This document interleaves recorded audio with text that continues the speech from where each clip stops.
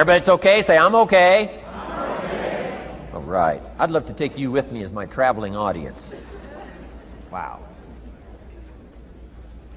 We've covered the first two abilities in the personal development quest. One is the ability to absorb, don't miss anything, pay attention. Good watchword for the 90s, pay attention. Things are moving so fast these days, you got to pay attention, pick it up, soak up the colors, soak up the sounds, soak up what's going on. Second, respond, let life touch you. Let the emotions affect you as well as the sights. Now here's the third ability. Develop the ability to reflect. Reflect means go back over. Study it again. Go back over these notes that you're taking today. Go back through the cassettes one more time. Read the text one more time. But there's more to it than that. Go back over your day. I call it run the tapes again, so that the day locks in firmly. Here's some good times to reflect. One, at the end of the day. Take a few minutes at the end of the day. Go back over the day. Who'd you see and what'd they say and what happened? How'd you feel? What went on? So that you capture that day. A day is a piece of the mosaic of your life. Number one, don't treat it casual. Number two, get from the day. And then number three, go back over the day so that it locks in that experience, the knowledge, the sights, the sounds, the panorama, the color, motion, picture of the day. Just lock it in so that it will serve you for the future, having that day, not missing it. Next, take a few hours at the end of the week, called time to reflect. Go back over your day timer, go back over your calendar, go back over your appointment book. Where did you go and who did you see and how did it feel and what went on? Capture that week. A week is a pretty good chunk of time. Next, take half a day at the end of the month, called time to reflect. And do the same thing again. Go back over what you read, go back over what you heard, go back over what you saw. Go back over the feelings to capture it so that it serves you. Next, take a weekend at the end of the year to establish this year now firmly in your consciousness, firmly in your experience bank, so that you've got it, so that it never disappears. Good ability to acquire, the ability to reflect. Go back over. Remember. Remember. Remember.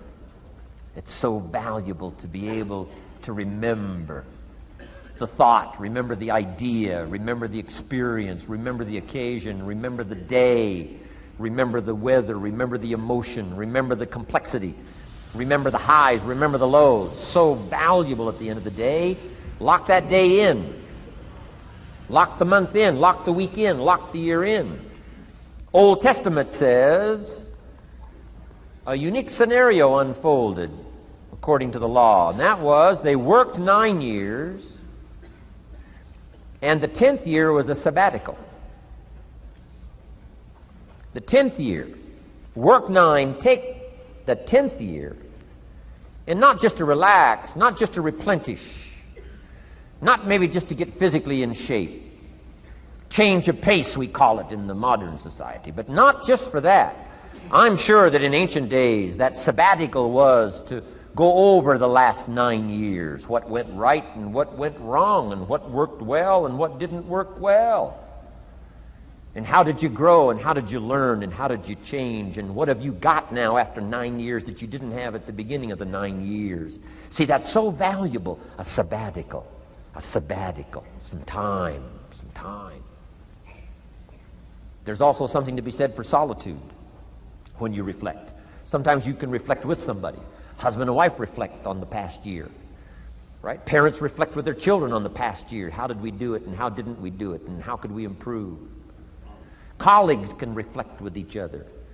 But now here's one of the most important. You've got to learn to reflect with yourself. There's something to be said for solitude. There's something to be said for taking those occasions to shut out the world and shut out everything else for a while. I've got a motorhome. That's how I do it. With my motorcycle on the back. And I head for the mountains and ride the Jeep trails, where there's very few human beings on the Jeep trails, or out in the desert somewhere. It's called my time to get away. When you live a very public life, you treasure solitude. A chance to reflect, go back over my life, go back over my skills, go back over my experiences. Alone. There are some things you need to do alone. Ponder, think, wonder, read, study, absorb, soak in. See if you can't become better this year than you were last year, better the next 9 than you were the first 9. Solitude. There's even a more modern advice that says, go to the closet for time of meditation, time of prayer. Go to the closet. Closet meaning what? Away. And there's even a graphic description of the away. It said, enter into your closet and what? Got some students here, I'm sure. What? Close the door. For what? Just to shut out everything. Life is experience, and touching and seeing and looking and doing and acting and disciplines and all the stuff. But sometimes, this is where this reflecting is so important, to shut the door. Just shut the door and wonder. Prayer, contemplation, thinking, and let things move in to your consciousness and awareness that no other way can it be done. Right? Flying down the freeway, I'm telling you, it's difficult to get through. So many things to do, it's difficult to get through. But times of solitude, times to reflect. So this is so valuable, learn to reflect. Now here's why it's important to reflect. To make the past more valuable to serve you for the future. Here's what's really powerful, learning to gather up the past and invest it in the future. Gather up today and invest it in tomorrow. Gather up this week and invest it in the next week. Gather up this year and invest it in the next year. See, that's so powerful, rather than just hanging on one more year, hanging in there, seeing what's going to happen. Learn, study. This is part of the personal development quest, becoming better than you are, more valuable than you are, not just in terms of economics, in terms of motherhood, in terms of fatherhood, in terms of being a better brother, a better colleague, making a better contribution to the family, to society, to the community, to the church, to the office, to the commitment, to the partnership. Doesn't matter what it is that has value. Work on yourself, then you bring more value to the partnership, to the marriage, to the franchise, to the corporation, to the enterprise, to the community, to the nation. Self-development, personal development. The best contribution you can make to someone else is self-development, not self-sacrifice. Self-sacrifice only earns contempt. Self-development earns respect. Pity the mother who says, I'm just going to give up my life for my children. Self-sacrifice is not noble. Self-investment is noble from self-development. If I work on myself and become more valuable, think of what that'll do for our friendship. I used to use the old expression, you take care of me and I'll take care of you. I found out how shallow and short-ended that was. And I changed it to read like this, I'll take care of me for you, if you will please take care of you for me. And this is part of it, the personal development, that we work harder on ourselves than we do on our job. Now we bring that to the friendship. Now we bring that to the marriage. Now we bring that to the family relationship as a father, as a mother. And we develop the strength and we develop the power. That's key. And it takes, I think, this scenario of disciplines, these abilities, to acquire those gifts and those skills, that value, so that we bring more. Now, we bring more to the next week. We bring more to the next month. We bring more to the next year. If you follow this absorb, respond, and reflect. I said to my father, when he was about to turn 76, his 76th birthday, I said, dear father of mine, can you imagine what it's going to be like to gather up the last 75 years of your life and invest them in your 76th year? What a difference of philosophy, rather than just hanging on one more year. Gather up 75 and invest them in the next one. Gather up the last 6 years and invest it in the next year. See, that's so powerful in communication, which we're going to study soon. So powerful. So consider this. 1, the ability to absorb. 2, the ability to respond. 3, the ability to reflect. Here's number 4, develop the ability to act. Take action.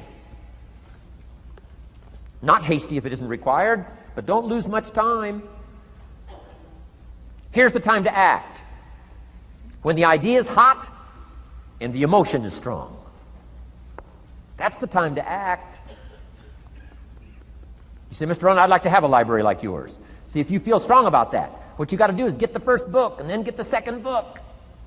Before the feeling passes and before the idea gets dim, action pronto, action immediate, action as soon as possible. Because if you don't, here's what happens. We call it the law of diminishing intent. We intend to when the idea strikes us. We intend to when the emotion is high. But now if you don't translate that into action fairly soon, now the intent starts to diminish. And a month from now it's cold. A year from now, can't be found. So act. Set up a discipline when the emotions are high and the idea is strong and clear and powerful. That's the time to set up the discipline. Somebody talks about good health and you're stirred. Says, right, I need to get a book on nutrition. Get the book before the idea passes and before the emotion gets cold. Go for the book. Start the library. Start the process. Fall on the floor. Do some push-ups. Action. Got to take action. Otherwise, the wisdom is wasted. Otherwise, the emotion soon passes. Unless you put it into a disciplined activity. Capture it. Disciplines is called how to capture the emotion and how to capture the wisdom and translate it into equity. Disciplines. Now, here's what's important about disciplines. All disciplines affect each other. In fact, here's a good philosophical phrase. Everything affects everything else. Nothing stands alone. Don't be naive in saying, well, this doesn't matter. I'm telling you, everything matters. There are some things that matter more than others, but there isn't anything that doesn't matter. Okay. We all pity the man who says, well, this is the only place I let down. Not true. Key to take home. Every letdown affects the rest of your performance. Every letdown affects the rest. This is part of the educational process on personal development. If you don't take the walk around the block, you probably won't do the apple a day. If you don't do the apple a day, you probably won't start building your library. If you don't build your library, you probably won't keep a journal, and you won't take pictures, and then you won't do this, you won't do wise things with your money, won't do wise things with your time, won't do wise things with your possibilities and relationships, and the first thing you know, 6 years of that accumulated, and we say you have messed up. So the whole key to reversing that process now is to start picking up these disciplines. Now here's the positive side. Every new discipline affects the rest of your disciplines. Every new one affects the rest. That's why action is so important. The least action, the smallest action. Take it.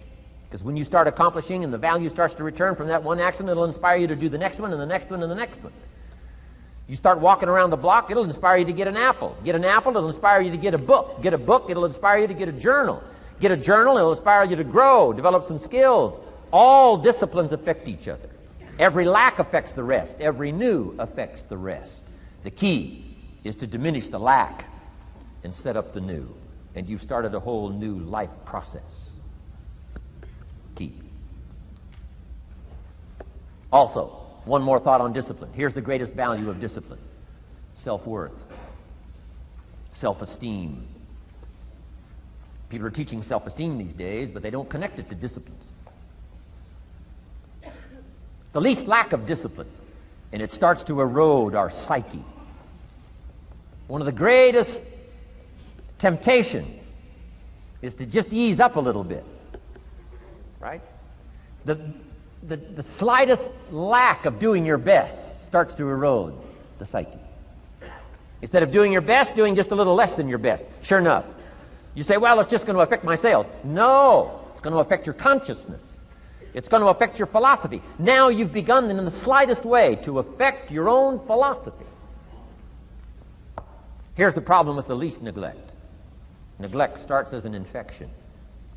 And if you don't take care of it, it becomes a disease. And one neglect leads to another. And the worst of all, when neglect starts, it diminishes our self-worth, our self-confidence, our self-value. You say, well, how can I get back my self-respect? I'm telling you, you don't have to go to 29 classes. All you have to do is start the smallest discipline that now corresponds to your own philosophy, like I should, and I could, and I will. No longer will I let neglect stack up on me so that I will have the sorry scenario 6 years from now, giving some excuse instead of celebrating.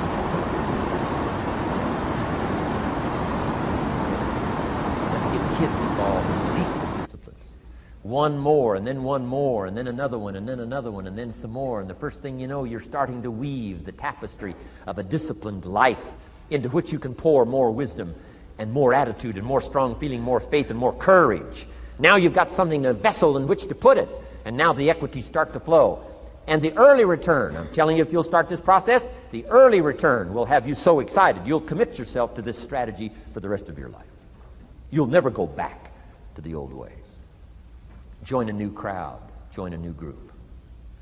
The disciplines to do it, take action. I recommended the last time I was here the little book, Richest Man in Babylon, and I said I've lectured now to over 3 million people in the last 33 years, and I've recommended this little book to almost all of them, I think.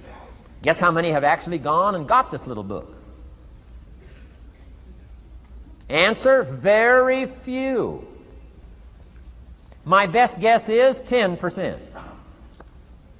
Such an easy thing to do. In that last seminar, right, I suggested this little book, number one, is easy to find. Number two, it's easy to buy. The most you can pay for it, $6, $7, $8. You can borrow that from your kids. And number three, it's easy to read. It's in story form. That's why I use it for teenagers, teaching them how to be rich by 40, 35 if you're extra bright, much sooner if you find a unique opportunity. But if it's easy to find and easy to buy, and if it's easy to read, why wouldn't everybody go get it? We don't know. What do you know? You don't know. I don't know. Nobody knows. Here's how profound it is. Some do and some don't. Now here's the numbers. About 10% do. 90% don't or won't. And we don't know the mystery of that. And I'm telling you, 10 years from now, those numbers will still be the same. 10% will, 90% won't. The numbers don't change. Only the faces change. You're looking at one of the faces. I used to belong to the 90% who couldn't be bothered even if it was easy. Guess how many people have a library card? Wisdom of the world available. Transform your life in any value amount you want. By the way, how much is a library card in Texas?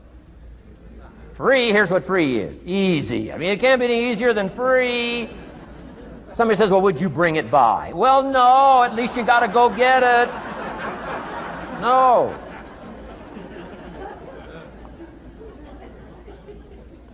Wisdom of the world available. Transform your life spiritually, socially, personally, economically, and every other way. Teach you how to be rich and powerful and sophisticated and healthy, influential. How many people have a library card? Answer, 3%.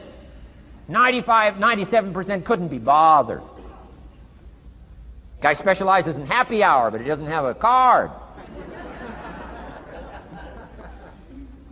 And now readily and quickly blames the government and blames his company and blames policy and blames the pay scale. When if he only knew, if he joined the 3%, here's my advice to you today. Walk away from the 97%. Don't talk like they talk. Don't act like they act. Don't go where they go. Don't specialize in what they specialize in. Throw away the blame list they cling to. Start you a new life. You say, well, is it as simple as getting a library card and join the 3%? And the answer is, of course. Of course. That's how easy this stuff is. This is so easy. It's so simple. It's not complex. You don't need a 2,000-year-old guru. You don't need multi-track affirmations. I'm telling you, don't. Affirmation without discipline is the beginning of delusion. Key. Don't let somebody sweep you into some contrary way to nature itself says, unless you labor. The miracle of the seed and the soil and the seasons and God and all the other stuff that's available, sunshine and rain, that's not available to you by affirmation. It is only available to you by labor. So labor well. Okay. Learn well. Discipline yourself well. And you can have all the treasures you want. This stuff's easy and simple. It's not ocean waves and seagulls. You don't have to move to Sedona, where all the force fields come together in Arizona.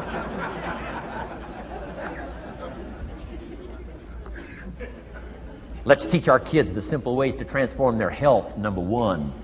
Their economics, number 2. Their ability to communicate, number 3. Their life and treasure and lifestyle, number 4. Spirituality, number 5. And the list goes on and on. Let's not leave out any of the least of disciplines that encourage us to do the next one, to do the next one, to do the next one. First thing you know, this whole scenario for you is spinning up instead of out of control on the negative side. This is all you got to do. It's as simple as this. It's as simple as a start, committing yourself to life change. And once you start down this road, I promise you, you'll join the 10% and the 3%. We're going to talk financial independence in just a little while. Guess how many people can retire from the income of their own personal resources when it comes time to retire? Answer, 5%. In the most independent country in the world, 95% are dependent, 5% are independent.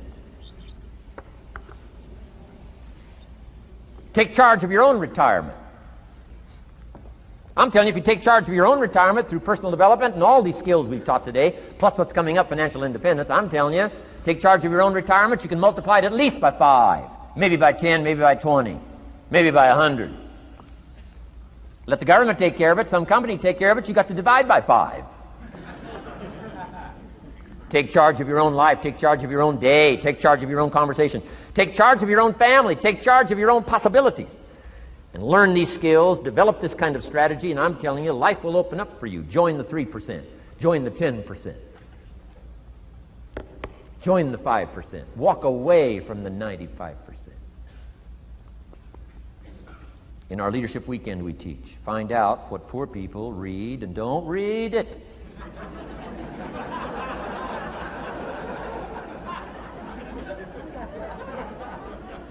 I'm telling you, don't talk like they talk.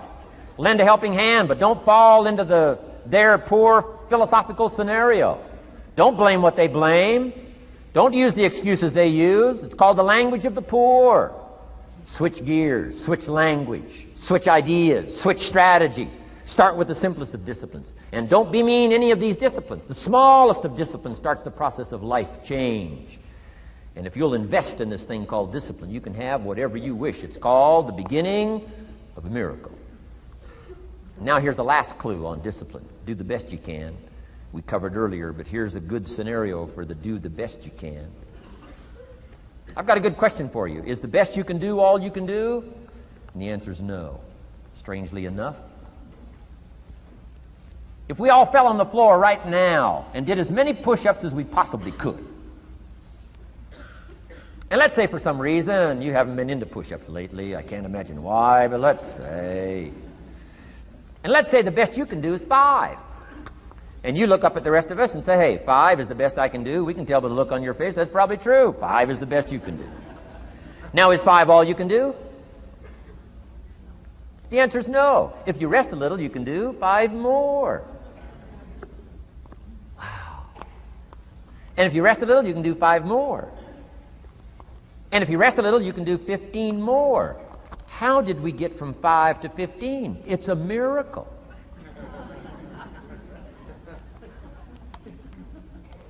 And if you rest a little, you can do 15. Rest a little, you can do 15. Rest a little, you can do 20. How did you get from 5 to 20? It's a miracle. Did you know you can keep doing that? Do a little more, rest a little, do a little more, rest a little, and finally get up to 50 push-ups? Is it possible to get up to 50 push-ups? Of course. How do you go from 5 to 50? It's a miracle. How do you get a miracle going? Number 1, do what you can. Don't leave out what you can, from writing a letter to your mother in Florida. Start cleaning it all up. 2, doing the push-ups. Go from 5 to 50. It's a miracle. Number 1, do what you can. Number 2, do the best you can. Here's number 3, rest very little.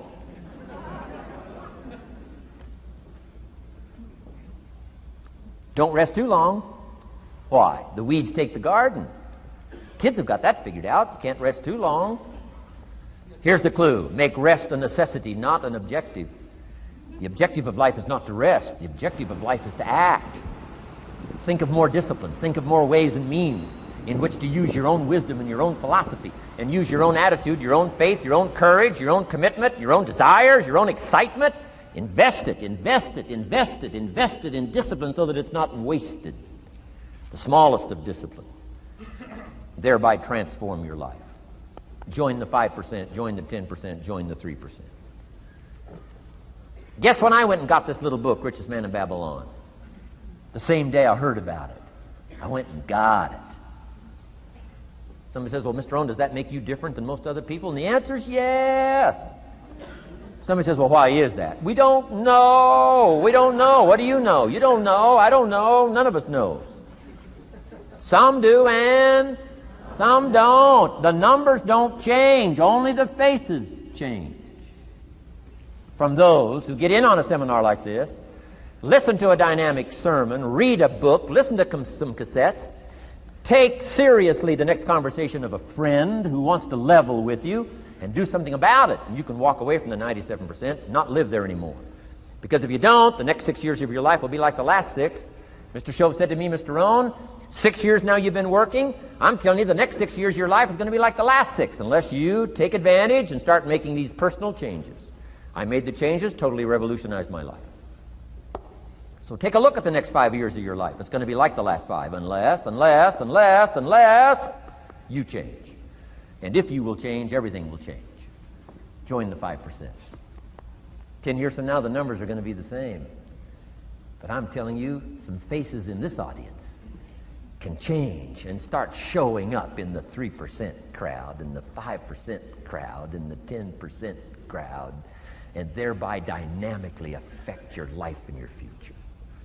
Develop these strengths. Now here's the last ability. Develop the ability to share. Pass along to someone else. If you've picked up a good idea today, pass it along. Don't let it stay. Pass it along. A book, if you take one of these little books I've suggested home and it affects you, pass along. Say, hey, I found a book, really helped me. I found a book, got me thinking. I found a book, changed my health. I found a book, got me inspired. Pass it along, pass it along, pass it along. Here's what's exciting about sharing. If you share with 10 different people, they get to hear it once, you get to hear it 10 times. So it's probably going to do more for you than it is for them. But it's called what? Everybody wins. When somebody shares, everybody wins. Wow. Share your ideas, share your experiences, share your knowledge. You can have just as much pleasure as I do. I said, giving this seminar, this is one of my joys in life. Give a seminar like this, make the best investment I can of words and spirit and heart and soul and time, energy. I don't have to work this hard. But I gladly work this hard. Why? I want the return. Your words touch my life. See, that's heavyweight stuff. You can't buy it with money. But I'm telling you, you can get the same thing started by recommending a book. Somebody will read that book, and then they'll read another one, and they'll read another one, and they'll come to you someday and say, you got me started. That book you recommended turned my lights on, turned my mind